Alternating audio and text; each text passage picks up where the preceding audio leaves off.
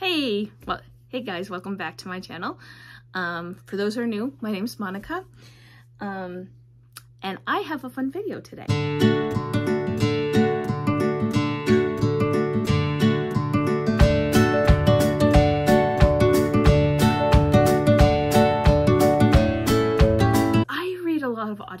I listen to a lot of audiobooks, and yes, I say I read audiobooks because I'm absorbing the information as I am listening to it, and sometimes I listen to the audiobook, and I have the book physically where I follow along as well. I have a lot of respect for audiobook narrators.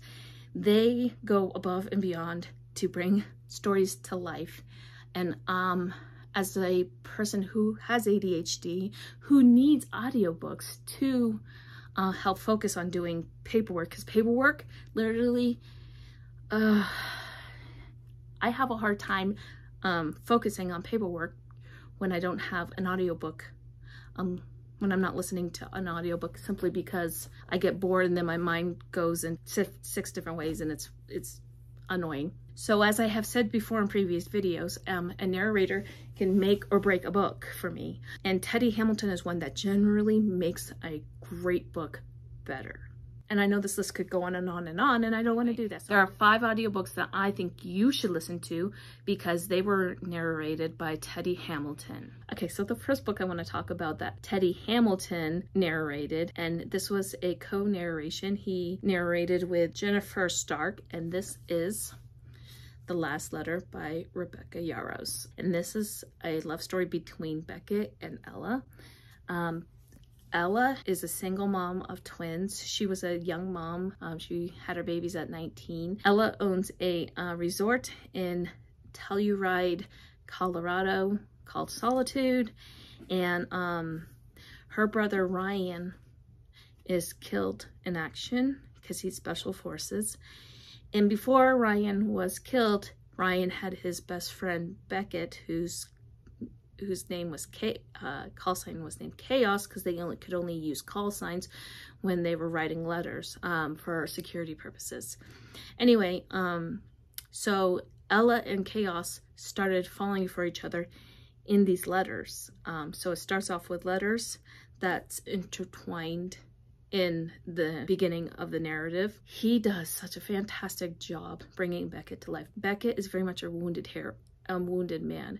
He just decided to get out of the army, especially after what happened to Ryan, and he goes to Telluride to take care of Ella, but Ella doesn't know Beckett and Chaos are the same person. So Beckett comes to Telluride to take care of Ella because Ryan asked him to do so. He brings his dog Havoc, because Havoc and Chaos, they're really close to each other, and they have to be in that type of situation.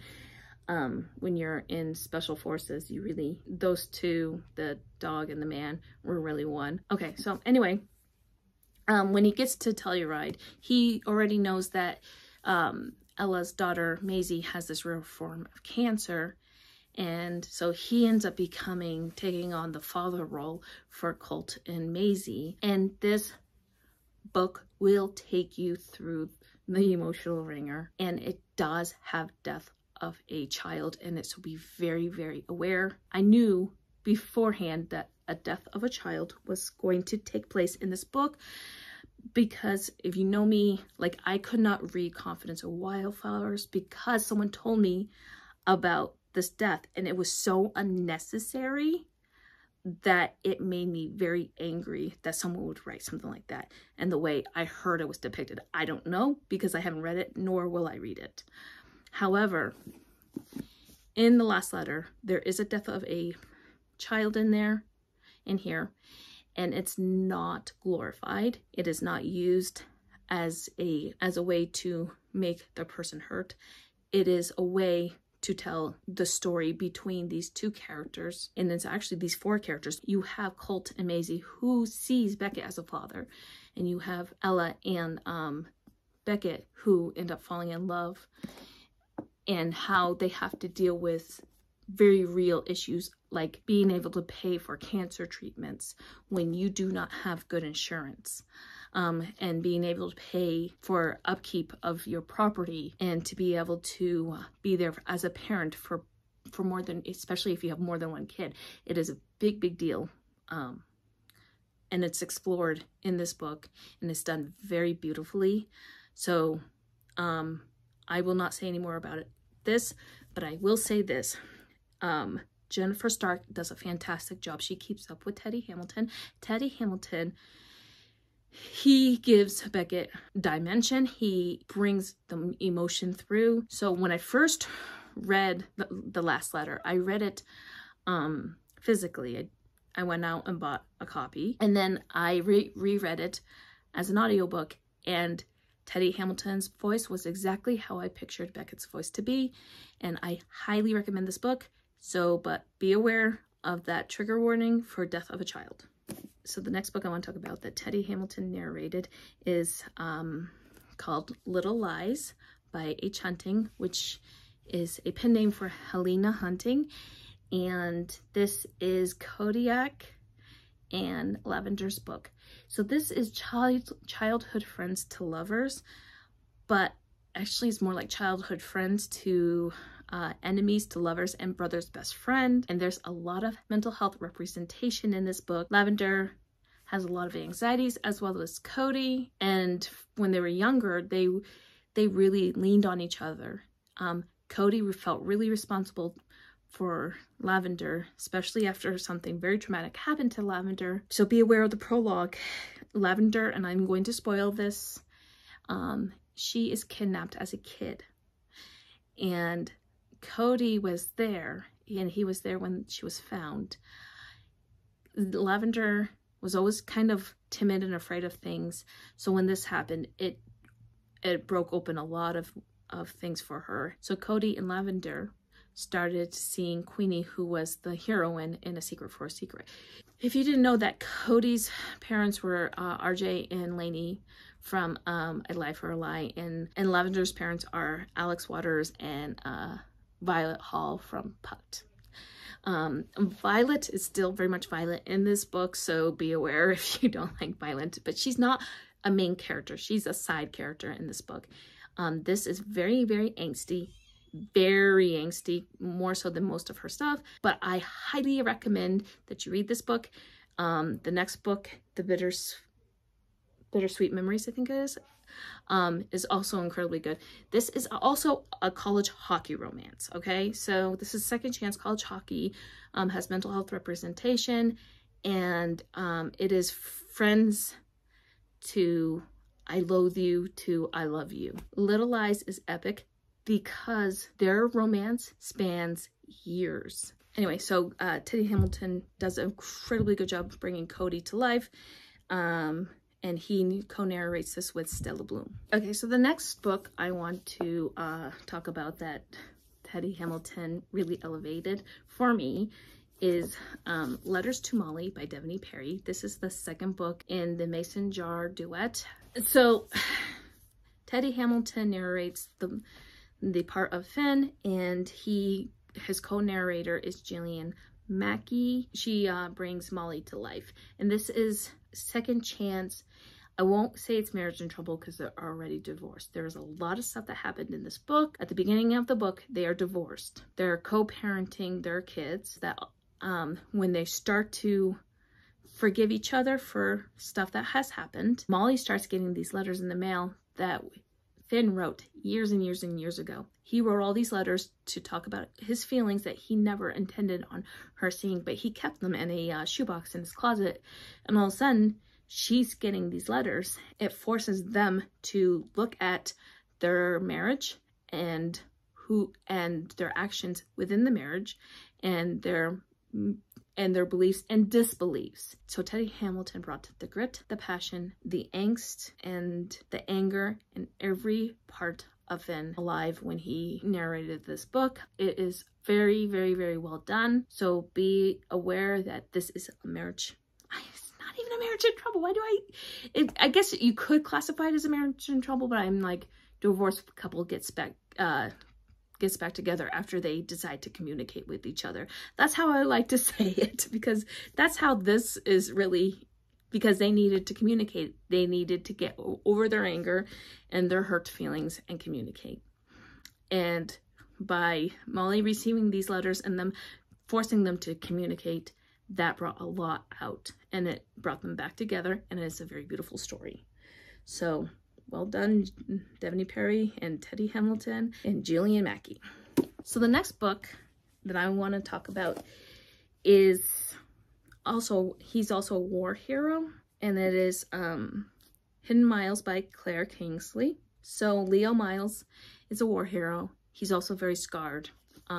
He is very much a broken person. He lives on his family's winery, and he does not like to go out or to be out with people. He has PTSD, and so be aware of that. Kind of knew that going in. I kind of knew that Leo had PTSD going in, and Claire Kingsley obviously did her homework, because the way she wrote Leo was very, very spot on for what I have seen PTSD manifest itself in a wounded soldier. He's physically scarred and he's emotionally scarred. Does not want to be, he has not left his family's home in 5 years. Going out triggers him. But then he meets Hannah Tate, who would happen to visit their family's winery. So before they met, Hannah and Leo were both gamers, and that's how Leo was able to connect with people outside of his family for 5 years, was through gaming. And that's how he knew Hannah before he met her physically. This is very, very much pining hero and very broken hero. And she has a lot of things that she has to deal with as well. Specifically, her family was not very nice to her. Again, it's been a while since I've read Hidden Miles, but this was on my favorites list of 2022. And there's a reason for it, because it was such a well done, beautiful story. And I wanted to highlight a Claire Kingsley book that was not in the Bailey Brothers world. The very first book in this, I think, was Broken Miles, was not my favorite. I highly recommend you read the Miles family books in order, but do not stop until you get to Hidden Miles, which is the last full-length book in the series. All right, just like Last Letter, Hidden Miles is about a wounded warrior, but also Teddy Hamilton did such a fantastic job. He brought out the feelings and the anguish and everything that comes with this type of character. He did it brilliantly. And his co-narrator for this book is Samantha Cook, who also was able to keep up with Teddy Hamilton. Okay, so the last book I want to talk about, and this is very different from all the other ones. All the other ones are really more small town, sportsy, military, which I love all of those. But I wanted to talk about Twisted Emotions by Cora Reilly. Nino Falcone. He's right up there with Remo Falcone and Ignacio Vitali and Luca Vitiello, and I could go on and on about all my favorite anti-heroes, because that's one of my favorite heroes, is the anti-hero. Anyway, Nino is the consigliere for the Camorra in Las Vegas, and he has an arranged marriage with Chiara. Chiara is very damaged, trigger warning for child sexual abuse and rape, and is talked about on page. So Nino he's not really a psychopath. I think he's more of a sociopath. What he is very cold, and he can turn his emotions off, and to be able to survive the abuse he had that happened to him when he was a kid by his mother and his father.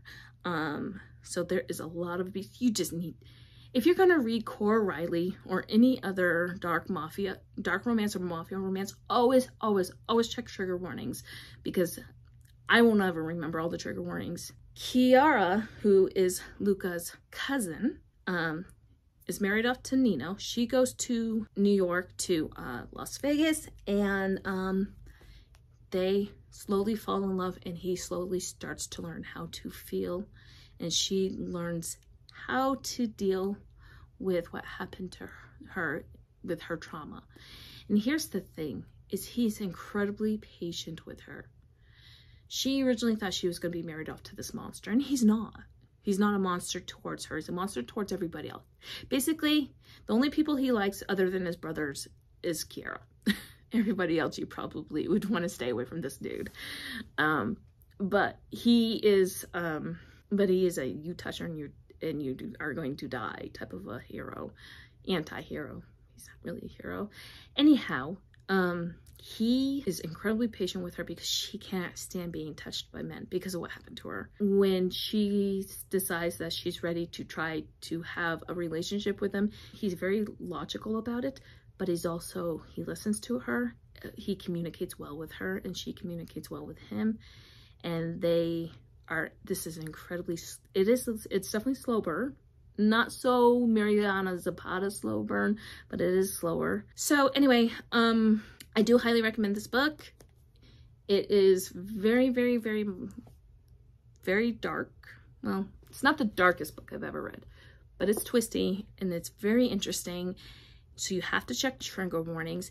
And Teddy Hamilton, who I normally think about, when I think about Teddy Hamilton, I think about small town, I think about cowboys or military types or anything like that. But man, did he pull off Nino Falcone in such a fantastic way. Teddy Hamilton not only convinced me that he could be a mafioso, but also he brought Nino to life in such a way that I actually empathized with a psychopath.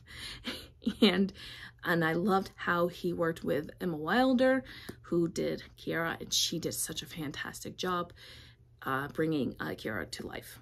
So go spend your Audible credits, or go to Hoopla or Libby, get Twisted Emotions, Hidden Miles, Letters to Molly, Little Lies, and The Last Letter. So those are the 5 books that I really love that Teddy Hamilton brought to life with his narration.